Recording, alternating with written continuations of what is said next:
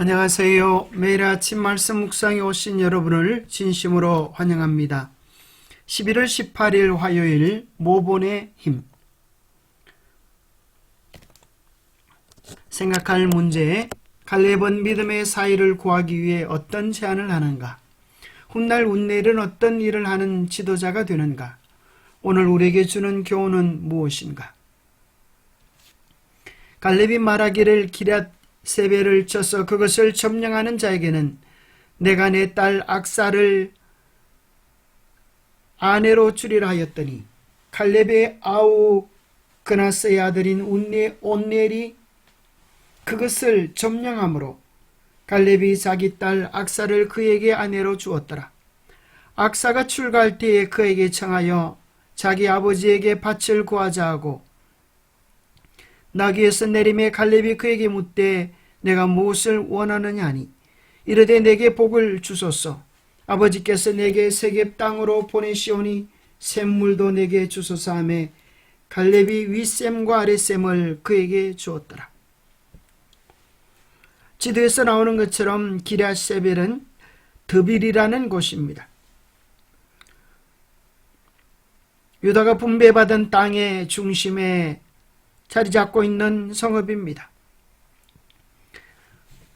그 성읍이 난공불락의 성이어서 쉽게 정복되지 않습니다. 그때 갈렙은 그 성을 점령하는 자에게 내 딸 악사를 아내로 주리라 제안을 합니다. 하나님을 위한 믿음 있고 용기 있는 젊은 지도자를 뽑으려는 참으로 갈렙의 지혜와 용기와 믿음을 보게 됩니다. 드빌이라고 하는 곳, 기럇세벨의 뜻은 체계도시 서기관의 성읍이라는 뜻으로 아마도 가나안에 책들이 있는 곳, 문화의 중심지가 아니었을까 추정됩니다. 드빌을 정복하는 자에게 자신의 딸 악사를 아내로 주겠다고 제안합니다. 온니엘은 그 도성을 정복하고 악사를 아내로 맞았습니다. 온니엘의 아내 악사는 그 당시 참으로 필요되는 샘물을 아버지에게 달라고 요청하면서 그의 딸 악사도 만만치 않은 열정적인 믿음의 사람임을 표현해 줍니다. 이 이야기가 중요한 것은 갈렙의 용기, 믿음 그리고 시험을 이길 수 있는 준비를 다시 한번 보여주기 때문입니다. 또한 이것은 다음 세대의 이스라엘 백성들이 믿음의 그인 갈렙과 요수아의 도전을 따랐음을 보여줍니다. 나이든 세대가 사역을 마무리할 시점에 새 세대는 도전을 감당하며 이스라엘을 향한 하나님의 계획을 이어갈 준비가 되어 있었습니다. 갈렙이 요수아에게 이 산지를 내게 주소서라고 요청했던 것과 다르지 않게 악사는 남편의 격려 가운데 아버지가 보여준 것과 같은 믿음과 결의를 나타내 줍니다. 결단과 용기를 통해 악사는 땅을 차지하라는 약속의 성취를 준 갈렙의 모본을 이어나갑니다. 훗날 온니엘은 어떤 일을 하게 됩니까? 사사기 3장 7절에 보면 이스라엘 자손이 여호와의 목전에 악을 행하여 자기들이 하나님 여호와를 잊어버리고 바알들과 아세라들을 섬긴지라. 여호와께서 이스라엘에게 진노하사 그들을 메소포타미아 왕 구산 리사다임의 손에 파셨으므로 이스라엘 자손이 구산 리사다임을 8년 동안 섬겼더니 이스라엘 자손이 여호와께 부르짖음에 여호와께서 이스라엘 자손을 위하여 한 구원자를 세워 그들을 구원하게 하시니 곧 갈렙의 아우 그나스의 아들 온니엘이라. 여호와의 영이 그에게 임하셨으므로 그가 이스라엘의 사사가 되어 나가서 싸울 때에 여호와께서 메소포타미아 왕 구산 리사다임을 그의 손에 넘겨주시매 온니엘의 손이 구산 리사다임을 이기니라.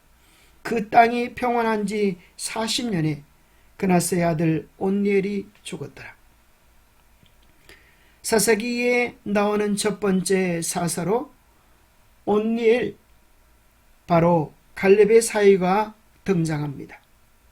사사기 역사들은 끊임없이 이러한 악순환이 반복되어집니다. 이스라엘 백성들이 하나님을 버리고 우상을 섬깁니다. 곧 죄를 지으니 죄로 인한 대가, 이방인들의 공격 속에 구산 리사다임의 지배 속에 8년을 섬깁니다. 그것이 너무 힘들고 어렵고 하니 하나님께 부르짖고 하나님은 구원자를 보내어 그들을 회복시켜 주십니다. 그런데 또 그들은 하나님의 은혜를 잊어버리고 죄를 짓고 죄로 인하여 고통을 당하고 부르짖고 또 구원자를 보내는 것이 끊임없이 반복되어집니다. 첫 번째 사사 온니엘은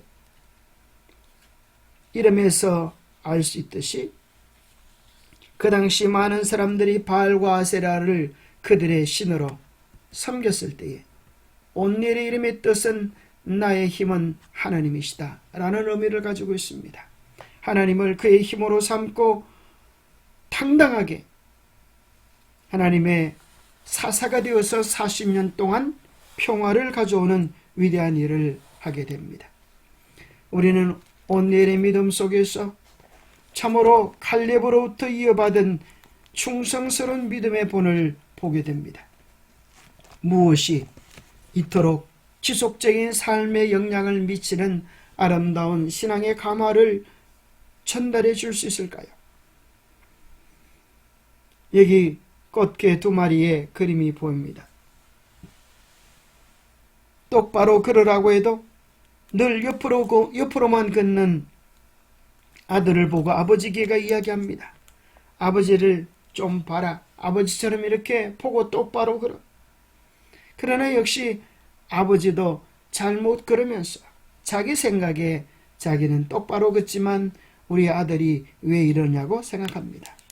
자기가 똑바로 걷지 못하니 아들도 그 모양인 것입니다. 부전자전. 결국 신앙도 어떤 차원에서 자녀들에게 올바른 신앙을 전수해 주려고 하면 우리에게 있어서 바른 신앙의 모본이 필요합니다. 재림신대가정 32페이지에는 이렇게 기록합니다. 그리스도인 가정을 입장하는 가장 효과적인 시금석은 가정의 감화로 말미암아 형성되는 품성의 모본이다. 행위는 경건에 대한 가장 정확한 고백보다도 더 크게 말한다.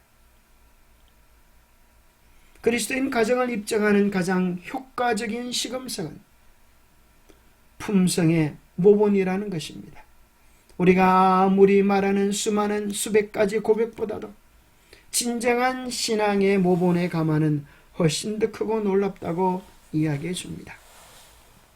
가정에서의 성실은 남들로 그와 같은 일을 하도록 교육시킨다. 하나님께 충성하는 정신은 누룩과 같아서 그것은 교회에서 나타낼 때에는 다른 이들에게 영향을 끼치며 도처에서 그리스도교를 소개하는 초청장이 될 것이다. 전심을 다한 그리스도의 정병은 영원토록 계속되는 위대한 결과를 미친다. 그러면 어찌하여 우리 교회들의 그와 같은 선교 정신이 부족한가? 그것은 가정의 경건성을 등한히 한 연고이다. 진정한 감화는 우리의 심령에서 시작이 되고 우리의 마음의 주님이 주인 되실 때 그것은 가정을 변화시키고 교회를 변화시키고 이웃을 변화시키는 세상을 변화시키는 진정한 변화의 힘이 되게 될 것입니다. 믿음과 용기는 성령의 능력을 통해 부조들을 붙드시고 갈렙과 여호수아에게 믿음과 용기를 주시고 사도시대의 교회 사업을 효과있게 만드신 동일한 능력이 그 후의 모든 시대마다 하나님의 충실한 자녀들을 붙들어 주었다. 암흑시대 동안 walden스의 그리스도인들은 성령의 능력을 통하여 종교개혁의 길을 준비하였다. 그 동일한 능력으로 고상한 남녀들이 현대 선교지를 세우고 모든 국가와 민족들의 언어와 방언으로 세계 성경을 번역하는 개척 사업에 성공하였다. 기도하겠습니다. 하나님 아버지, 우리에게 갈렙과 같은 믿음의 용기를 가지게 하여 주시고 우리의 신앙을 대를 이어 전수할 수 있도록 도와주옵소서. 편만한 사단의 영향력 속에서 우리의 자녀들의 신앙을 지켜주옵소서.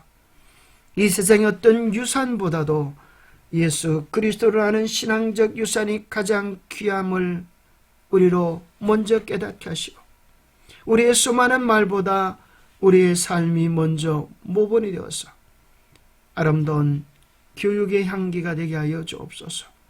하나님 앞에 우리 자신을 바로 세우고 바르게 걸어 우리의 후손들이 우리의 걸음을 보고 따라올 수 있도록 축복하여 주옵소서. 혹시 그러하지 못했다 할지라도 이제부터라도 하나님 앞에 바르게 우리 자신을 세우고 바른 신앙적 가마를 가지는 우리의 삶이 되도록 축복하여 주시옵기를 우리 주 예수님 이름 의지하여 간절히 간구하옵나이다.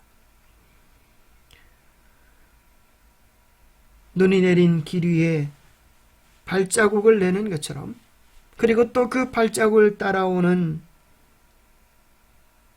자녀들의 발자국처럼 아버지를 따라, 어머니를 따라, 믿음의 선배들을 따라 우리의 이 세대들의 믿음의 걸음이 놓여지게 될 것입니다. 우리의 삶이 모본이 되어지는 아름다운 신앙의 주인공들이 다 되시기를 축복합니다. 감사합니다.